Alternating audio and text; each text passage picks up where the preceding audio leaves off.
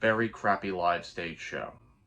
Hey guys and gals and my fellow VEDS-ies, welcome back to another day of VEDS. And as I kind of did in the little intro ditty there, I am going to be talking about today the very weird and very bad live stage show musical thing that Universal Studios Hollywood had back in 1994 following the release of the John Goodman Flintstones. Now, just in case you know absolutely nothing about the Flintstones, I'll give you the basic gist. Back in the 50s, there was this primetime show called The Honeymooners. It starred Jackie Gleason. It was notably the show that Marty McFly said he had seen a rerun of in Back to the Future Part 1. And basically, Hanna-Barbera, the studio behind the Flintstones, basically said, okay, yeah, we're going to do exactly that, but with cavemen. And this proved to be a very profitable endeavor for Hanna-Barbera, as it ran for multiple seasons, and if you've grown up ever since the 70s, you have grown up with Fruity Pebbles, Cocoa Pebbles, the cereal. And in the 90s spawned, the topic of this video, 2 live-action sequels. And I guess back in 1994, this was a moderate success for Universal Studios, because not long after, they launched an entire Flintstones land, culminating in the topic of today's video, The Flintstones Show. Universal Studios Hollywood is bringing the Flintstones to life with the new Flintstones Show, a live rock extravaganza with mammoth sets and dynamite special effects.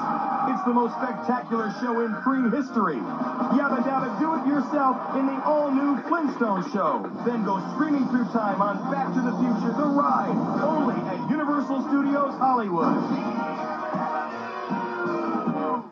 Now, this show opened in 1994, again, probably not long after the first Flintstones movie. And it ran for about 3 years, closing in 1997. It didn't even make Viva Rock What are you? An idiot sandwich. It didn't even make Viva Rock Vegas. Now, already off the bat, here's what's weird about this show. Universal decided to brand this as the Flintstones Show, even though what it really should be called is the Flintstones Musical, or at least the Flintstones Musical live on stage. Because, mark my words, this is a musical. There are original songs, characters burst into song and dance. And if we were to look to their competitor Disney, whenever they put on a musical version of one of their properties, they make sure you know this is a musical. Finding Nemo the musical, Toy Story the musical, and the like. Now, yes, those shows also run considerably longer than this show does. Even more so when we get to a certain part of it. So maybe they were just trying to temper expectations? But anyway, how does this show start? Well, the show basically begins with what I would describe as an overture that is the theme song to the Flintstones Meet the Flintstones, with the stage lighting up, I guess, on downtown Bedrock, with the various denizens, including Wilma and Dino for some reason, shopping, gossiping, doing, typical Bedrockian things. But then, the overture stops, they all stand in place and freeze, and, well, a newsboy comes out basically saying that a big audition is coming to Bedrock, which is where we get our first song sequence. Extra, extra, read all about it. A big audition coming to Bedrock. Everyone is going crazy about a big audition, and we leave downtown Bedrock and then transition to Slate & Co., which is where we meet Fred Flintstone.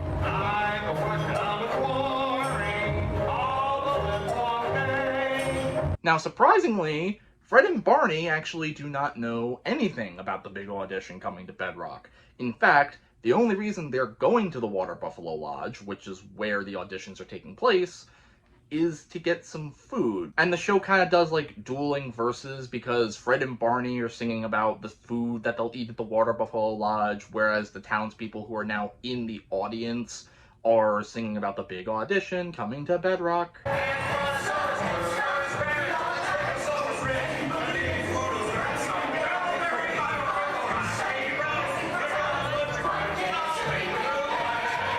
So it's then we get to the actual Water Buffalo Lodge, again, where the auditions are taking place. And we get, the typical Flintstonian, parodies, very on brand for the Flintstones.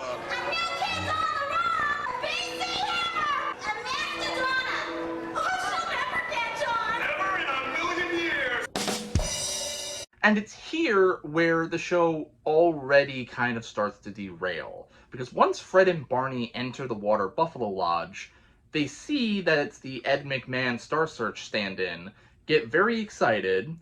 Barney steps on Fred's foot, Fred's in pain, and then they start to do the YMCA.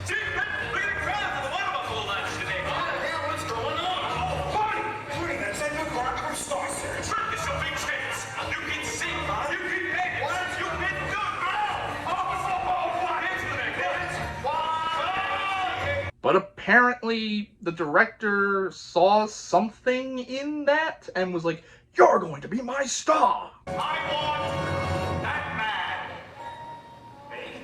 Well, what's his name? Fred Flintstone. Well, Fred Flintstone, they're going to marry nobody, but they're coming back, a star. And we end with the newspapers and the tabloids all finding out that Fred Flintstone was picked to appear and star in the first ever rock music video, showering him with praise. And then, if you couldn't tell how awkward this all was and rushed, just look at how delayed the audience is, applauding when the number ends.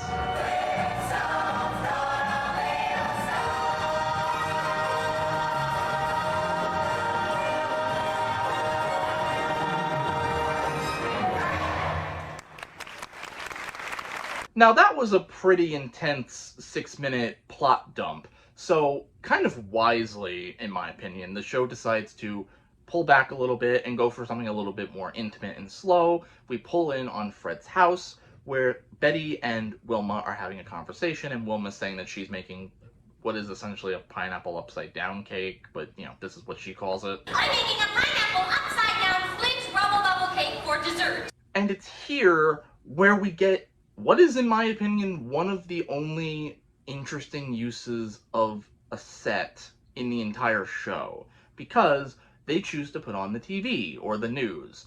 And this is how they stage it. I'm continuing our talks. Again, it's nothing that inventive or, you know, despite the pun, out of the box, but they have fun with it, and it feels very in tune with Flintstones humor. Fred and Barney come home, they do some honeymooner shtick. Now, you'll recall earlier I said this feels like it was done because the John Goodman movie was a success. I think that was basically just in costume alone. Now look, I am not going to belittle or be mean to the actual actors themselves in this show.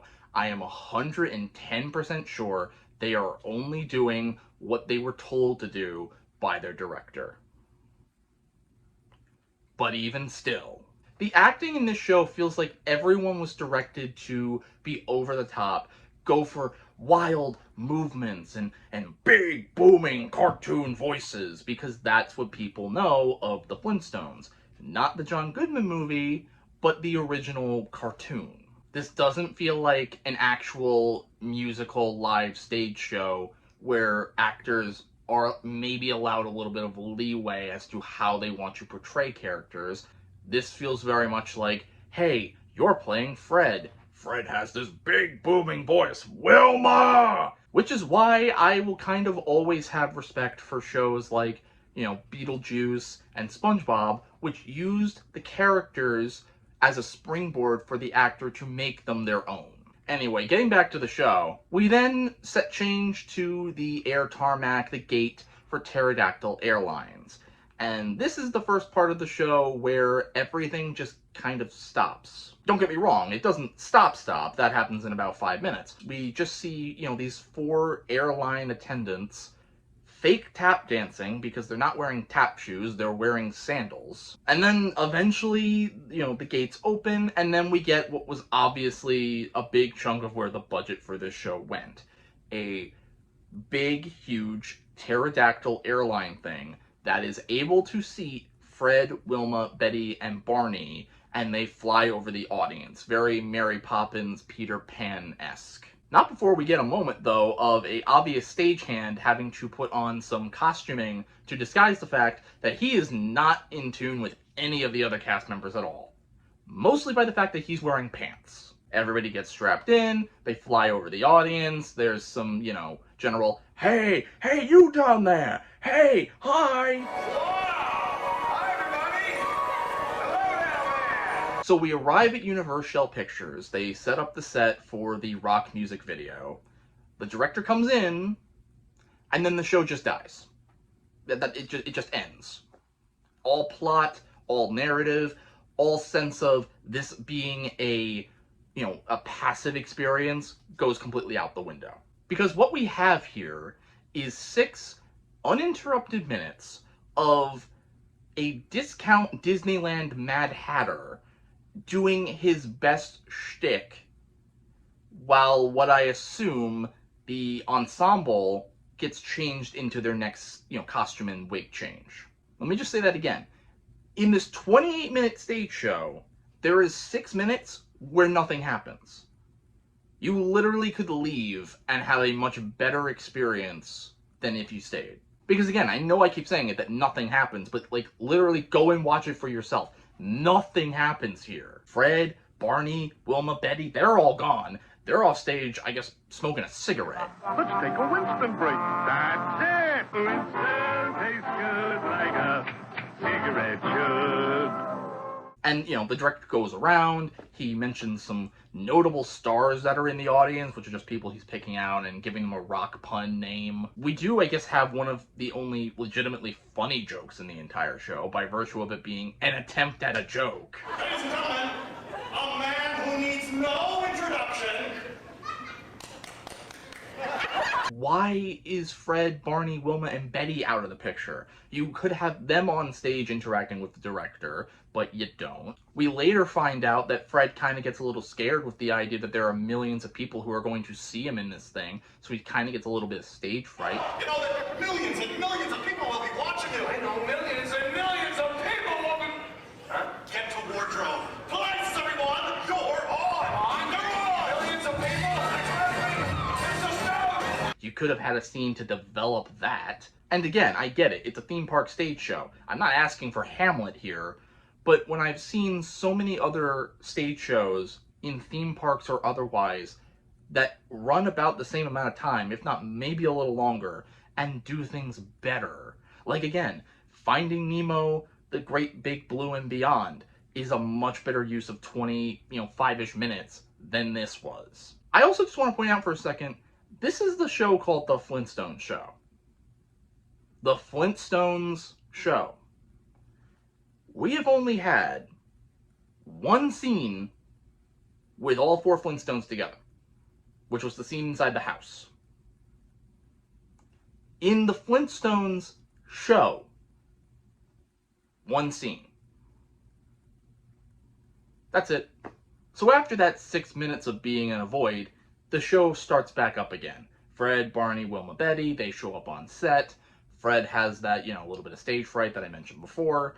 And we get the start of the filming of the first rock music video, which is the only song that I believe was taken, other than Meet the Flintstones, from Flintstones themselves, which is the Twitch. We get kind of an impressive effect where Fred falls down the prop volcano, a Fred dummy flies up, another Fred dummy falls down in front of the audience into a trapdoor filled with smoke, and then the real Fred somehow pops back up. And after that, the show kind of derails once again because everything starts to go crazier and crazier.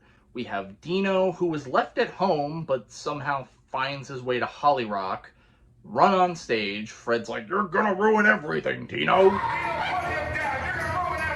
So Fred chases Dino and somehow causes the entire set to catch on fire, which causes the fire brigade to be brought in, including, admittedly, a very impressive puppet. Fred's holding on to a bone for dear life, he's kicking his heels, and then he ends up at home because it was revealed to all be a dream.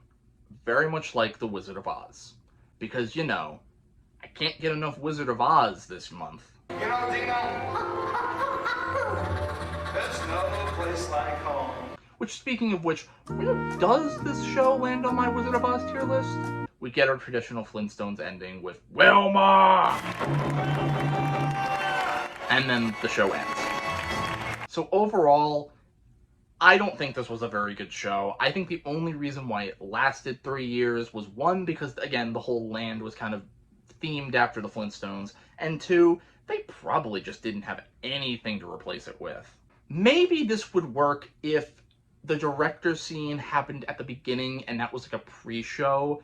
Maybe then everything would make sense, because then you could put the show in the frame of reference of the director telling this story. But if you guys are interested, I'll leave a link to the version of the show that I watched in the description down below. Word of warning, don't sit too close to the screen, because the director gets very uncomfortably close to the lens. Yes, hey, son of a... hey,